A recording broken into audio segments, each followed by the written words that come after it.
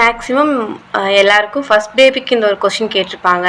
இன்னும் ஏன் உங்களுக்கு குழந்த பிறக்கலையா? நல்ல செய்தி இல்லையாங்கிற மாரி.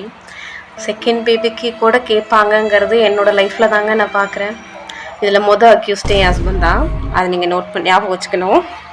இப்போ ரீசெண்ட் டைமில் பாப்பாவுக்கு 10 டேஸ்க்கு முன்னாடி 4 வயசு ஆச்சுங்க. அதுலேருந்து பார்க்குறவங்க எல்லாரும் என்னை ஆக்சுவலாக கேட்குறாங்கன்னு இல்லை, என்னை ரொம்ப ப்ரெஷர் பண்ணுறாங்க. எனக்கு அது ரொம்ப கடுப்பாக இருக்குது. நான் வாய் விட்டும் சொல்லேங்க, எனக்குன்னு ஒரு 3 வருஷம் நான் ஒதுக்கி வச்சுருக்கேங்க, அதெல்லாம் பார்த்துக்கலாம், அதெல்லாம் ஃப்யூச்சரில் பார்த்துக்கலாம் அப்படின்னா, ஆக்சுவலாக அவங்களாம் எதுக்கு என்கிட்ட கோவப்படுறாங்கன்னு எனக்கு தெரில. கோவம் வருது அம்பட்டு பேருக்கும். அது எப்படி குழந்தைக்கும் 2வது குழந்தைக்கும் 4-5 வயசு வித்தியாசம் இருந்தால் தான் கரெக்டாக இருக்கும் அப்படின்னு கோவிச்சுக்கிறாங்க.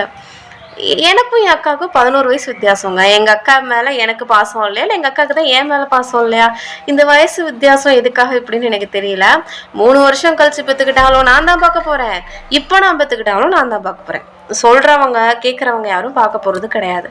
ஸோ தயவு செஞ்சு யாரையும் எதுக்காகவும் ப்ரெஷர் கொடுக்காதீங்க. மேபி உங்கள் லைஃப்பில் இந்த மாதிரி நடந்து நீங்கள் அதை எப்படி ஃபேஸ் பண்ணீங்க அப்படிங்கிறத கமெண்டில் சொல்லுங்கள். எனக்கும் கொஞ்சம் யூஸ் ஆகுங்க. ரொம்ப டார்ச்சர் பண்ணுறாங்க.